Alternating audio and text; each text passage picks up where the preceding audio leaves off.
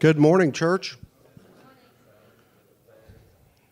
We're just hanging for just a few minutes as we let some others float in as they make announcements class to class. And if you want to hear about and learn about Penasco, New Mexico, then to come in here. So we'll get started in just a couple minutes. Yes, you see pictures on the screen of our past mission trips to Penasco and focusing on all the kids that we bring to the vacation Bible school that we do there, and all the wonderful fun activities that we put on for all of those kids that are there. So we'll talk a lot about the details of that here in just a couple minutes, so we'll let it play for just a little bit. How's everybody this morning? Nice, brisk East Texas morning. My wonderful wife and I didn't even say my name. I'm Joel Chadwick, Joel. As some in Penasco would say, Joel, okay?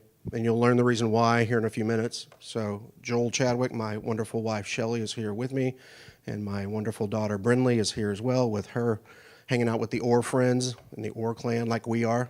So good to be here. We are from Saginaw Church of Christ, yes, where Michael and Loretta came from. So always good to be here. We helped move them in 2 big giant trucks last August. So it's been a while. I'm waiting to see if anybody else starts walking through. But that's okay.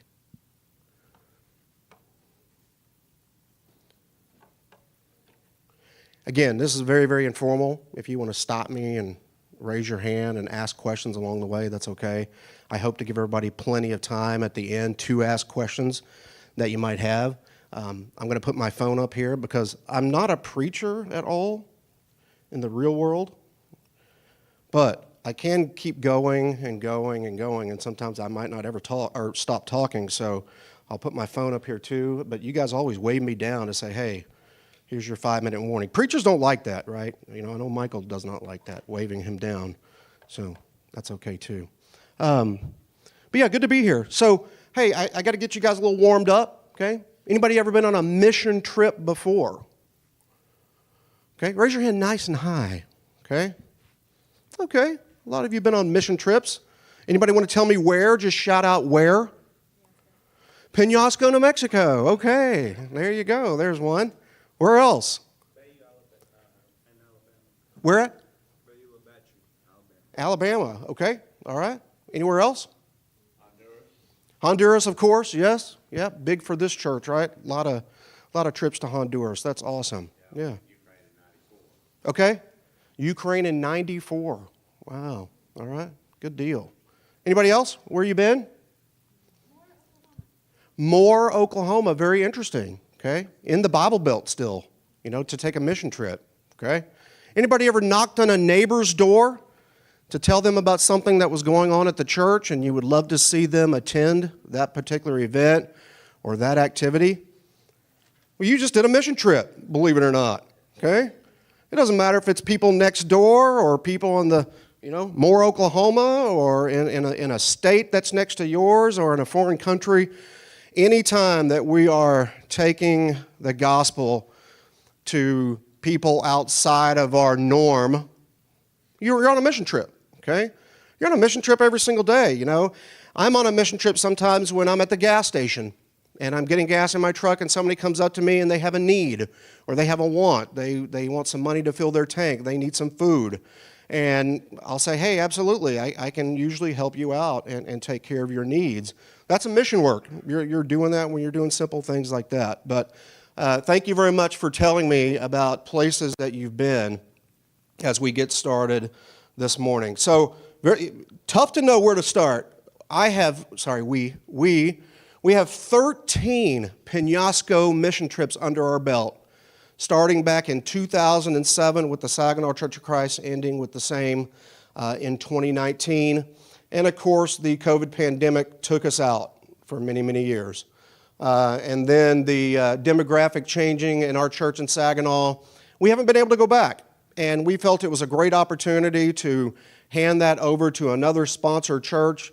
Then Michael and Loretta jumped in there and said, hey, we might very well want to pick up that effort and just keep it going. And so that's why I'm here today That's why Michael and Loretta have been really talking this up with the Northridge Church to go the first week in June.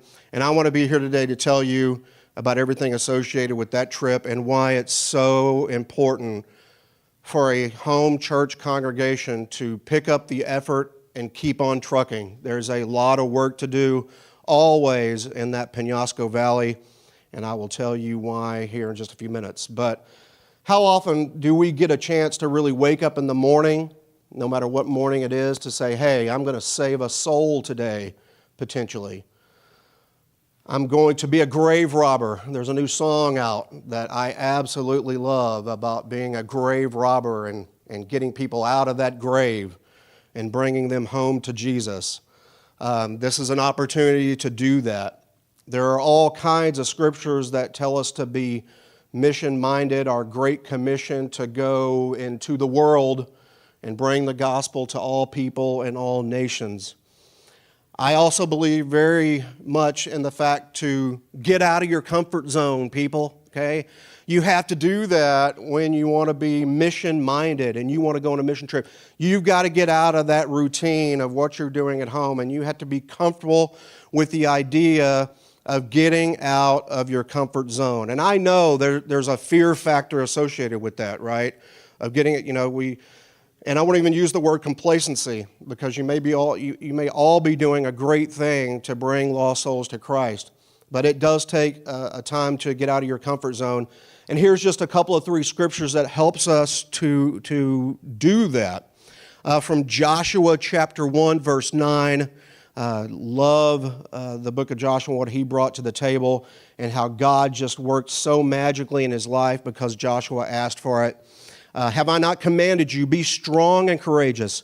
Do not be frightened, and do not be dismayed, for the Lord your God is with you wherever you go.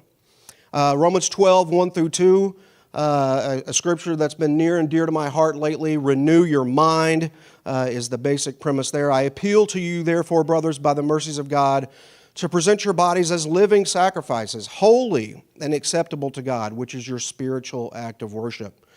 Do not be conformed to this world, but be transformed by the renewal of your mind, that by testing you may discern what is the will of God, the good and acceptable and perfect will of God is what that scripture says. That helps to remind me that an opportunity to renew my mind through mission work is a great, wonderful thing, all right? It tells me that I want to do the right things for that Great Commission and so much more. Jeremiah 33:3, call to me and I will answer you. I will tell you great and hidden things that you have not known. When you go into a foreign mission area, it's probably an unknown, all right? You've never experienced it before. You don't know what to expect. You don't know what to do exactly. This trip is kind of like that, but it quickly changes and becomes, oh, wow, this is something that's very incredible and very good and very needed and fun and rewarding and all the positive things associated with it as well. One of my favorites when it comes to getting out of your comfort zone and doing things from a mission effort is Luke 9:23. And he said to all, if anyone would come after me, let him deny himself, take up his cross daily and follow me. We all know that scripture, but have you really thought deep down how you put that scripture to use, how you make it work? How do you take up his cross daily, okay, and follow him? Well, anything we can do in the mission field does that. You're picking up your cross and you're working daily for Christ to bring lost souls to him, and that's always a wonderful thing. Stories that come to mind for me real quick, again, lost sheep, the lost coin, the lost son. I'm not going to go into details of those stories. You've heard them many times before and read them. But those are very important, right? Because then you switch to the idea that one, okay? You get one, and God is just in a complete state of victory. He just absolutely loves the idea of even saving one out of hundreds, out of thousands. It doesn't matter. You get one, and that's a wonderful, great thing. And you know that God is with you always when it comes to finding and doing that and converting that one. The Penasco mission trip is a great opportunity to plant seeds, okay? I'll tell you a couple reasons why that is here when we get into some more of the details, but planting a seed and letting it grow, because we may not be there when that seed begins to sprout and things begin to grow and memories take hold with the kids, with the parents that are there in that Penasco, New Mexico area. So a little bit more about the history of Penasco, okay? Again, we started going as a church in 2007. There were many churches that had been going before that. With the basic idea to do a vacation Bible school for all of the kids of the valley. We did this for 13 years. We had hundreds and hundreds of kids roll through our vacation Bible school in Penasco. We had baptisms, okay, of adults and baptisms of kids along the way. We had a very core group that had even decided years into it to start going to Michael and Loretta's leadership camp that was in Texas, and we would raise money for them, and they would bring them to that leadership camp and take them home with incredible, enriched lives, okay, even more and deeper than the mission trip that we were doing there for the Vacation Bible School. It worked out really well for them to be going to leadership camp. Our seniors at the Saginaw Church of Christ, when we have our senior celebration every May, the seniors would always say, what's their number one memory of being in the Saginaw Church youth group? Every single time it was the Penasco mission trip. Every single time.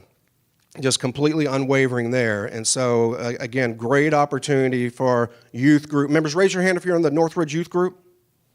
Nice and high. Hey, this is your trip, is what I hear. So it's a good opportunity to be pumped up about it and be excited about it. We have any seniors? Seniors in the youth group?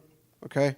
All right, this may be your memory, okay? Maybe your memory to go on just one of these that is planned here for Northridge, and hopefully many more to come. But these kids, when you think about Saginaw Church of Christ going for 13 years, they grew up in front of our eyes, okay? We had a vacation Bible school basically from 4 years old through being a senior in high school and beyond, as wonderful Loretta will testify to, for the ladies class that she taught for junior high school. She would get some of the ladies coming back who were freshmen in college and beyond. And so the connection there was incredible. So you see, we got to see these little kids come in as 4-year-olds and then go all the way up through high school while we were there for that many years. What an incredible opportunity to form relationships with them, okay? To love on them, to hug on them. And what we always heard at Saginaw was throughout the whole year, all of these kids would talk about is, when is the VBS coming back? When is the VBS coming back? Unfortunately, we only got to go 1 week out of every year, and that was typically in June, and so they were always excited about it. They always were excited for us to be there. They never wanted us to leave. Can you guys stay here and live here so we can have Vacation Bible School every single day? We don't even want to go to school. We just want to come here and go to Vacation Bible School. No, it didn't work out that way, but that's okay too. That's okay too. We planted seeds. We made memories. Again, we loved on them. So many things that took place over that 13-year history. Blake, if you don't mind, are we ready for that first one? There we go. So I just wanted to quickly run through, hey, when you do a Vacation Bible School, what's in it? What are you trying to achieve? What happens? So forth and so on. We always had a theme, some kind of theme, okay, of the Penasco mission trip. These are some examples through the years. We did a Saved by Water theme, so Bible stories focused around water and what that did to save people. Noah and the flood, Jonah and the fish, okay, Elijah and the altar, Moses and the Red Sea. That's what we did as a theme, okay? We did a boot camp, very focused on, hey, working out, for Jesus and people of the Bible that were strong and mighty, okay, going into God's mighty kids as well. But we had these couple of themes. The God's mighty kids were kids from the Bible and the incredible, miraculous things that they did, okay? We had a whole circus theme year under God's big top, focused on animals and things associated with, God being big and huge in people's lives. That was back in 2012. Going with some themes of the day and age at the time, we had a survivor theme one year, okay? Being under one big team of God, focusing on like Daniel as he survived the lion's den and the fiery furnace, okay? So stories along the survival means was our theme of that particular year, okay? We did a Mission Impossible theme, all right? Very kind of technologically oriented. It was really cool that we had fake computers set up for doing missions around the Vacation Bible School, saying that no matter what happens in life, God is always in control and nothing is impossible for God to achieve.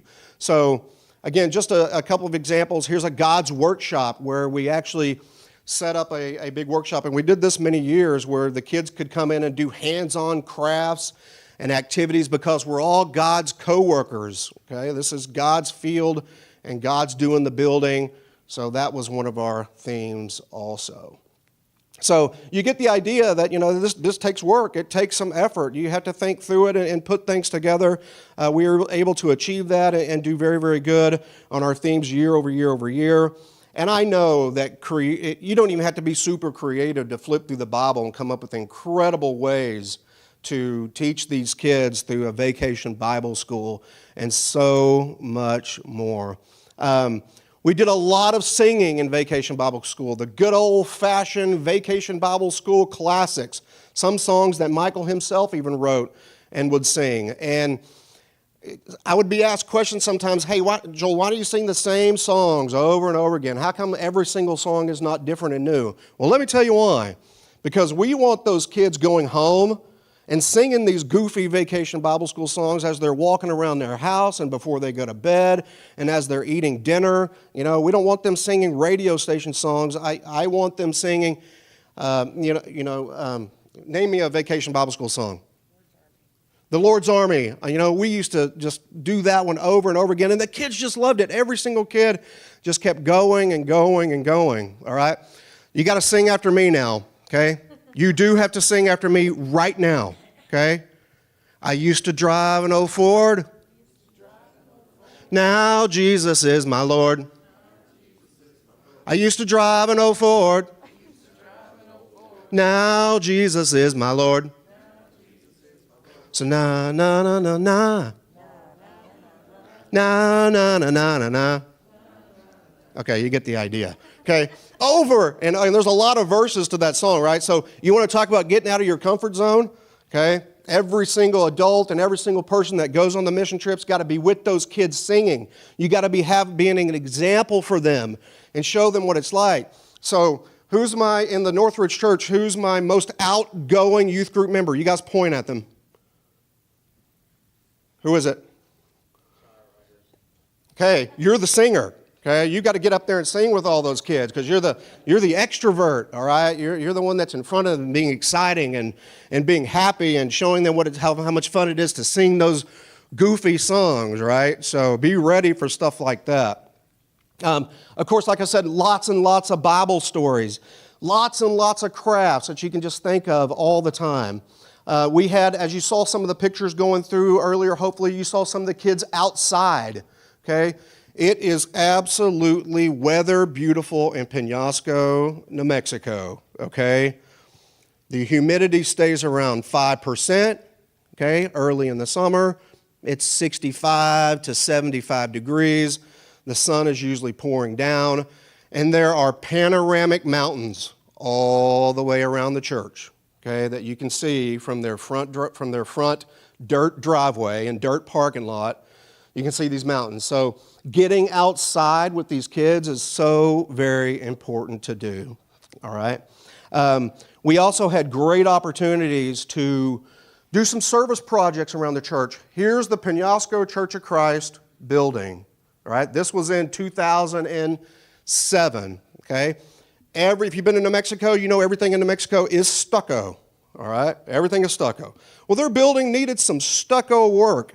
So here are some men and ladies and youth group members. We don't know nothing about stucco, okay, and how to fix it. But luckily, we had some experts there that could teach us, believe it or not, teach us how to repair stucco on this building. And so we had a whole service project over a couple of years to kind of refurbish the entire outside of this building, and that's what it turned into, okay? Replacing the sign, a whole new coat of paint, just really making it be vibrant and new, not only to the members, but to the community that's around there. So very exciting service projects. Trust me, they will always have something service-oriented for us to do as part of any vacation Bible school. We did some fencing one year for them to ensure that they had some protection in part of their property that was there for the Penasco Church. We're a team, okay? We're going as a team. This is the Penasco Church of Christ, okay? These are our Christian brothers and sisters in Christ going to church there, all right? Over the past 20 years or so, the membership has ranged between 15 and 35 members. They were really picking up as we were there. As a lot of churches, what happened with COVID, we know everything, kind of slimmed down a little bit. They are ramping back up again, okay? They are really getting back into the community. They have a good average 25 or 30 members, all right? And I know that sounds very teeny tiny, but this is an area of the Penasco Valley. Let me get to that. Penasco and Vadito and Chamasal and Rodarte are the 4 little communities about 25 to 30 miles south of Taos, New Mexico, okay, if you know where Taos is. So we're talking about north central New Mexico. And it is a very disadvantaged area of New Mexico. The Penasco School District is there. They have about 350 kids between kindergarten and 12th grade. 98% of the families represented by this school district are considered underprivileged or financially disadvantaged. Now, that's not to say that they don't have things. Most of these households, they do have decent internet, believe it or not. They have, most of them have running water. I will tell you, when we were there in 2018, we had one family that was cheering and victorious up and down because they had gotten running water the month that we were there. Can you believe that? This is New Mexico, and they were excited about getting running water because, with all the mountains around, you get snow melt, so they depend heavily on good snow to run off, and when it comes to filling up wells and so forth, that's what they rely on. So it was interesting to hear that this family was excited about that. I'm not saying they all have outhouses, though, okay? They do have restrooms and stuff like that, so that's okay. But again, financially disadvantaged, especially compared to us, the way we know things, all right? Here in Mount Pleasant, back home in Fort Worth where we live, you have to think about it in those types of terms. So that's kind of some demographics of the area. Again, they were always super excited for us to be there. We would go out into the community and we would pick up kids in our vans, all right? We would typically take 4 15-passenger vans. Sometimes we were a little unsafe because we would pack 35 kids into a 15-passenger van. Because let me tell you guys, when you roll white vans through the community areas and you've got Vacation Bible School on the side, they come running, all right? And so you teenagers have to be ready to memorize where they all came from so you can get them home in the afternoon. So just some logistics of the things that we did do for 13 years, taking our vans and so forth. And so God answered our prayer every single year to keep us absolutely safe as possible when it came to driving those vans from Fort Worth to New Mexico and all around and then back again and then picking up all the kids. And these are places where there's very, very little asphalt, okay, or concrete. You're on dirt roads and gravel roads. And did I tell you, remember the mountains I told you about? Well, sometimes you got to drive up into one and then come back down again. So I know that some of our drivers had to get had to be very good about backing up, okay, in a 15-passenger van so you could find some little opportunity to turn that thing around and get going back downhill again. But it's okay because God's in control and He's taking care of that and He's providing that safety, which is always something to focus on and be attentive to. So let me stop there for just a moment, okay? See if you have any questions. And there's no question off the table, no dumb question at all. This is pretty new to you guys. So any questions you can think of right now? It's okay if you don't. A lot more to come. Maybe that means I'm being very, very thorough and you don't have any questions. That's all right. Yes, ma'am. Oh, fantastic question. You remember I said hundreds, right? Okay. So it varied for us, okay? Our goal when we went was always to get 100 kids to come to Vacation Bible School. It took us a few years, all right, but somewhere about 5 years in, we hit 100, okay? Between kindergarten and being a senior in high school, we hit 100 kids. Then we started averaging 100, 110, 125. Fantastic. You know, this is a building, as you can see, it only holds about 100 adults. That's it. So packing all those kids and all of us in there, not a super challenge, but we were able to accomplish that. So about 100 kids is what we were experiencing. Compare, contrast to sometimes VBSs today in the Saginaw Church of Christ. You know, and again, we don't do a lot of heavy advertising. We might get 45 or so. And that's in the metro area of Fort Worth. But in Penasco, like I said, you bring those the vans through and they come running. So around 100, yeah. And let me tell you something. When you're singing, you know, I used to drive an old Ford, those kids get into it, man. And it's good and loud and fun and they're having excitement. So great question. Any other questions? Yes, sir. The average cost of the trip, okay. I'm trying to think in terms of average. We probably spent as little as $12,000 or $13,000 and as much as like $18,000 to go on the trip. The two biggest expenses I can tell you is the lodging at the Sipapoo Resort that we typically stayed at, as well as renting the vans, okay? Van rentals, you know, were never inexpensive. And yes, things have gotten a lot more expensive now. And so it is, there can be a pretty significant cost to it. It's worth every dime and every penny that you put into it, okay? Do you want to know what we're thinking the average is going to be? Yes, Loretta? 800 a person is what we're thinking. Okay, yeah. Less than that, but And to get more specific, typically it was like $400 to $500 a person to go. So each individual person brought that money. Loretta's telling me it's going to be somewhere around $800 a person to go this year, just because lodging is higher. I'm sorry. Go ahead. I'm sorry, there's going to be fundraising opportunities. And going to be plenty of fundraising opportunities. Speaking of fundraising, we did tons of fundraising at the Saginaw Church. Okay, for a long period of time, well over 10 years, one of our biggest fundraising efforts was working the Fort Worth Alliance Air Show. And we would go and we would work concessions and we would sell lemonade and pretzels and ice cream bars all day long and have tip jars. We would have tip jars. We would have tip jars.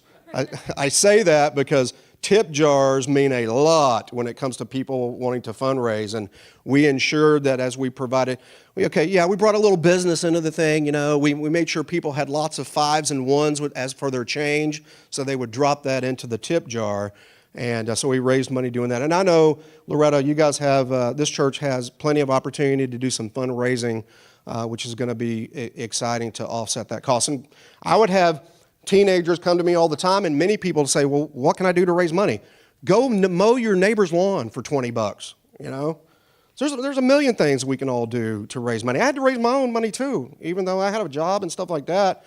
I was right there, part of those fundraising efforts, and, you know, I would pick up aluminum cans sometimes and bring them all to the church and do that. Well, most of them we drink from home, but, you know, stuff like that.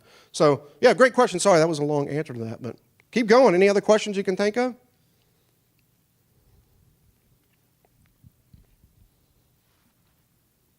What's the theme for this year? Brenda, that might be a question for you. said we were gonna wait. No, you can say what you think. Well, I had Ideas, maybe. the idea I had was out of this world, talking about Abraham, foreigners and strangers in the world, and it would be like a spaceship, but then we would focus on Abraham, Isaac, and Jacob. That was my running idea that I brought. It was actually the one I was gonna do in 2020 before we ended up not being able Yeah. to do that. But Okay. we did something similar in Saginaw, where I took the education building and made the entire thing a spaceship. And the kids like that kind of stuff, they like decorations, they like, interesting things, but it would really focus on being different and being separate from the world, which a lot of these kids, they're very tied to their culture and community, and sometimes that can be a negative thing. So to kind of teach them to be different. So that was the concept that I had. Yeah, that's a great point about the cultural side. This is a very big cultural area, a lot of tradition built up for generation to generation to generation. And so, not that that's a bad thing, it's a wonderful, great thing. They all know each other in that valley. They're all related to one another one way or another, believe it or not. And sometimes that made logistics of taking kids home even hard, because they say, hey, stop! You can let me off right here, okay? That's my aunt's friends and nieces, whatever house, and I can stay here until somebody comes home. Uh-oh. Okay, are you sure? We never, believe it or not, okay, 13 years we never lost a kid, okay? Never lost a kid, because we would take them from the church to the school cafeteria where they were all provided a free lunch in the summertime even. And so going from, their house to the church, and then church to the school, then school to their home, yeah, I would sit at the church sometimes and pray, Lord, please bring all 5 vans home. The church actually has a van too that we were able to use a lot of times. Lord, please let me just look at the driveway coming around the bend here, making sure all the vans show back up. All right, so we would think about that sometimes. But yes, great culture, great tradition there, great family connections there, and those are all wonderful, great things. Any other questions you can think of? Sorry, there's a little more picture of us painting the building and taking care of some doors, and that was a few years ago, but doing things like that as part of the service project. Yes, ma'am? How long are they there? Okay, great question. We typically did a vacation Bible school from Monday through Thursday. We would do it from like 9 a.m. till noon, okay? About 3 hours. I mean, we really looked at that long and hard. There was a lot of thought of, well, why are we not doing this for 6 hours a day? That's a long time. Would they have loved us to stay that long? Yes. But we did 9 to noon and then take them to lunch for an hour or so, then take them home. And so that was our time frame. We always did a Thursday night parents' night, and we would super advertise that with flyers and word of mouth and everything to get all the parents that we could there on a Thursday night. The pictures that you saw at the beginning, we would run through a slideshow of the week, and we would have the kids call out people that they knew. So we made it a kids to parents event all the way through. Michael even had the opportunity some years to teach an adult class, okay, at the VBS for parents. I said, hey, I don't really want to go home. Is there something I can do? Yes, you can go to Michael's class and listen to him talk about the same theme and the same stories we were talking about in the VBS. So we had adults that were there as well. That's a great question. Thank you. I should have covered that. What else can you think of? So real quick, would you tell them about the other activities that go on when they're not at VBS? Kind of Yes, it's exactly where I was going to segue to, Michael. Thank you. Great question. So where do we stay? In just outside of Penasco, about 15 minutes away, is the Sipapoo Ski Resort. And they have lodging like crazy. They have motel-style rooms. They have trailer homes. They have suites. Don't get excited about the word suite, okay, at Sipapoo, all right? But it is called a suite. And it's just fully, full lodging. The trailers have full kitchens and living rooms. No room has a TV. Oh, sorry. Okay, I loved it. I loved having a week of not really knowing what was going on in the world. I knew what was going on in my world, but I didn't know what was going outside because there was really no TVs anywhere that you could watch. So that was really cool. So Sipapu Ski Resort, you can go home today and you can look this up and see all the things that they have to do there. During the summer, they have a 20-hole disc golf course. They have hiking trails galore that you can go and experience fellowship with your other brothers and sisters in Christ. Youth group members, if you don't know each other very well, when you leave Penasco, you will know each other like you've never known each other before because, you know, ladies, you'll get up out of bed and you won't have makeup on and you'll go outside and have breakfast and enjoy things that are going on in nature. And guys, you'll look all ratty and stuff like that in the mornings, and then you'll quickly get all pretty so we can go take care of the children. And that's what you get used to at Penasco. We got to know each other very, very well in that little group of people that we took each and every year. It's fantastic. But Sipapu, they're very close to Sipapu is a 6-mile round trip hike that goes up through a little valley area, and this is kind of the view you see. You see cliffs on one side, cliffs on another side. It opens up to a ginormous wildflower meadow, okay? So, and these are kind of optional things, but we turn the trip into, I'm not going to say a vacation, but it's an opportunity to get to know your common brothers and sisters way more than you could ever imagine. Great, great fellowship. Every single night at Sipapu, we would end with a devotional that somebody was putting on. We would start every morning with a group prayer. We would end every night with a group prayer. We would have incredible devotionals. We would have incredible quiet time, okay? And if you've ever had quiet time, okay, to the point that you were uncomfortable with the quiet, that's what God wants. You want to talk about relationship with Him. Just sitting in the stillness of the Penasco, New Mexico air, that when the sun goes down in June, it quickly drops into the 50s and then into the 40s, and you wake up in the morning and it might be 25 degrees in June. It might be 30 degrees, but connecting back to that quiet time, every devotional we tried to increase it by a few minutes, and I think our maximum was 20 minutes where nobody said a word.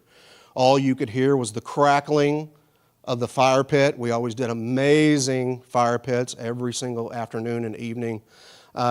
You could lean back your chair, you could look straight up, and you could see belts of the Milky Way going by because there's just no city lights anywhere. So one of our fun things to do is you could see satellites going constantly. You're like, what is that way up there? And you could see that clearly into the sky. How often do we stop for just a few minutes and look up? And I know even here in Mount Pleasant, there's probably stars. It doesn't even compare to being in northern New Mexico where there's really no city lights at all, and you just see billions and billions of stars. And there's probably not a night that goes by that you don't even see that you don't see a shooting star or several of them. Okay, so perfect opportunity to be in God's creation and pause just a little bit as running about all the time city dwellers and just to chill for a little while, okay, with your brothers and sisters.